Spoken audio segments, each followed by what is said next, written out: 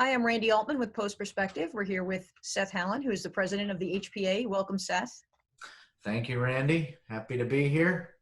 Yeah, so it's everybody's working from home these days. It's a whole new world. I know that you guys have been and having meetings and discussions. How are you guys dealing with this COVID crisis and how the HPA moves along?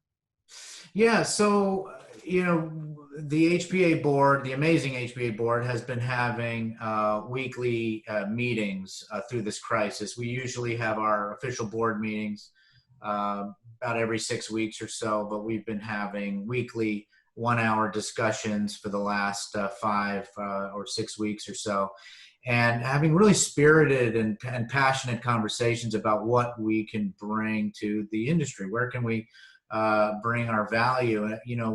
I think now more than ever, our industry needs what we've always delivered, which are forums for communication, for collaboration, and education. I think we're in a unique position to continue our role as the non-competitive connective tissue and common ground forum for our community.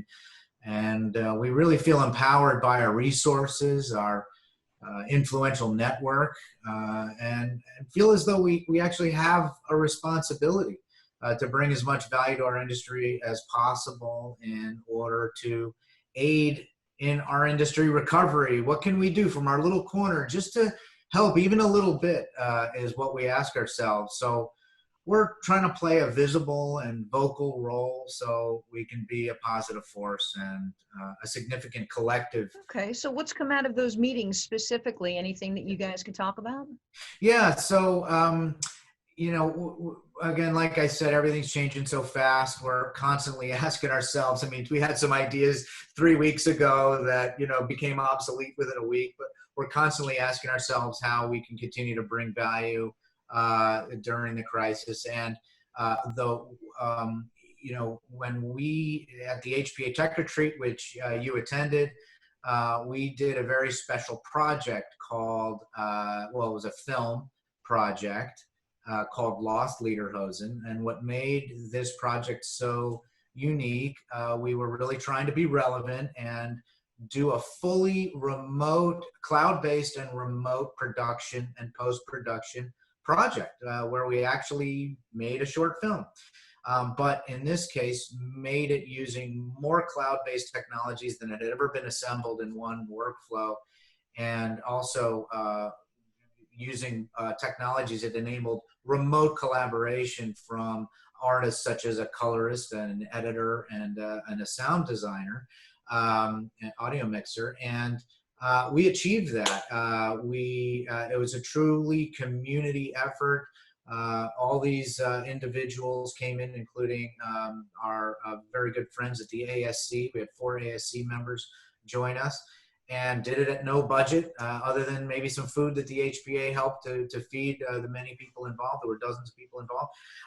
So we had achieved this in February. Little did we know how relevant that would be only weeks later with this crisis, having actually done this sort of remote production and post. So what we're doing is, which was not in the original plan, is to continue to use that project as a source of educational material, as a platform for more collaboration and learning, and again, education on how you can create a remote environment for production, for post.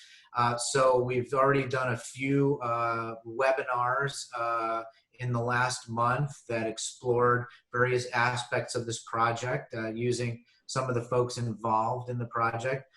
Just last week, we did a second webinar that included the ASC members in it. So, and then we have more coming around this. This experience was so rich in information and educational material. We're doing our best to continue to deliver that.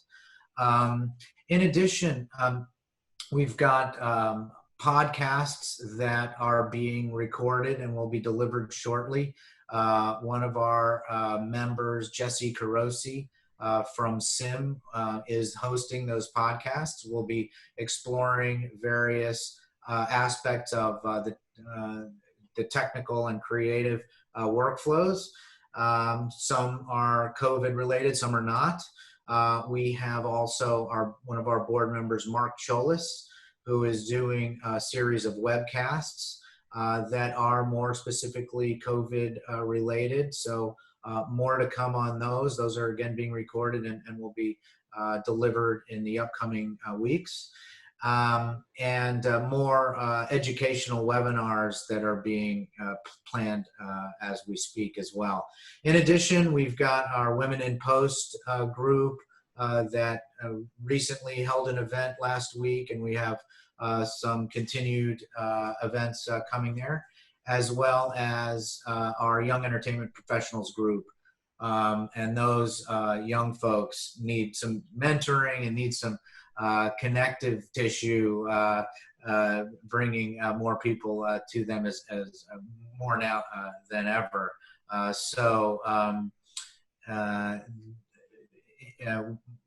The board is continuing to have our discussions around continued aspects of our programming that we can continue to deliver.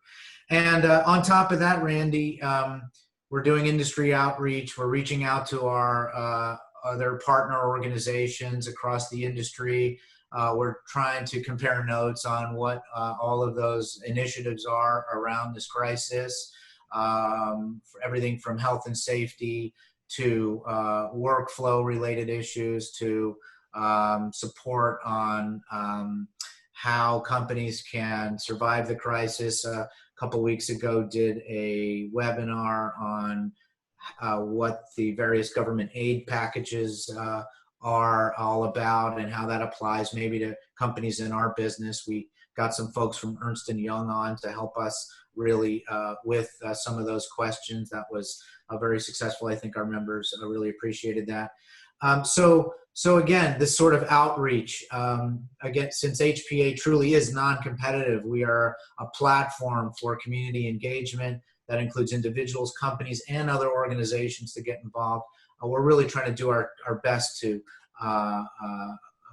communicate and bring various aspects of our industry together so we can all have one conversation. It's time for everybody to, as you know, Randy, work together and try to all get through this as best we can.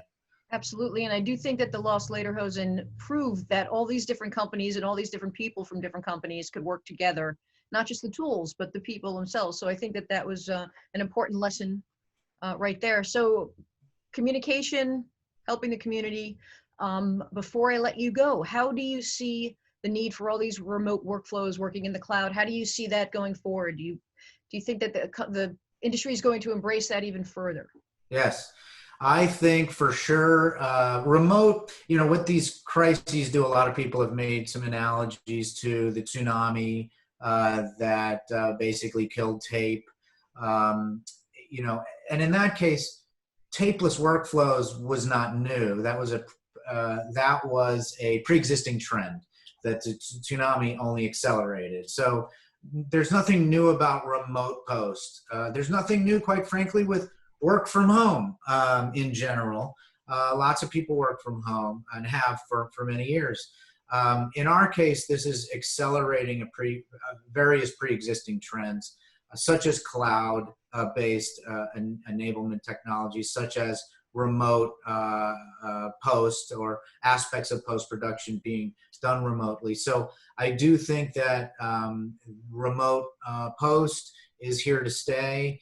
I do think there are people that, and this is across every industry, but specifically in our industry, there will be people that may choose never to come back to the office or might not have a need to come back to the office. I think that it's important that we take a look at how these pre-existing trends are being accelerated and we lean into it. And I think there's tremendous opportunity in that. So as much as I, like everyone else, have lots of anxiety about the uncertainty of this crisis, I'm also excited in a way about what the opportunities are as we come up the other side of this. I think that, the chemistry of the soil is changing. It doesn't mean the chemistry is poisonous. It just means it's changing. That means some trees might not survive.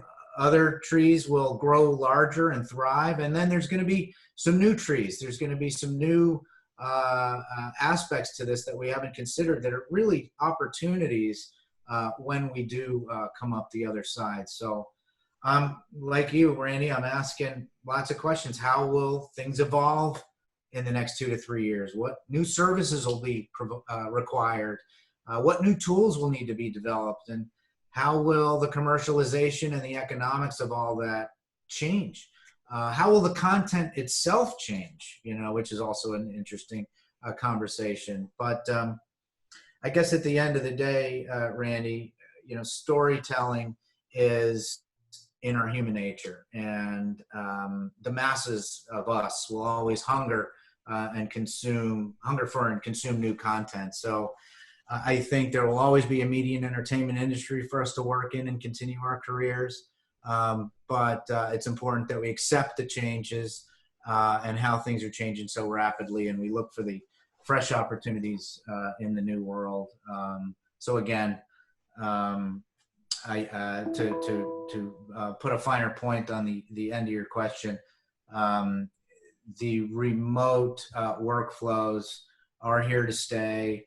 I think we're going to see a lot of development in tools and capabilities, and various companies leaning into it and figuring out how to best continue to operate in this new in the new normal.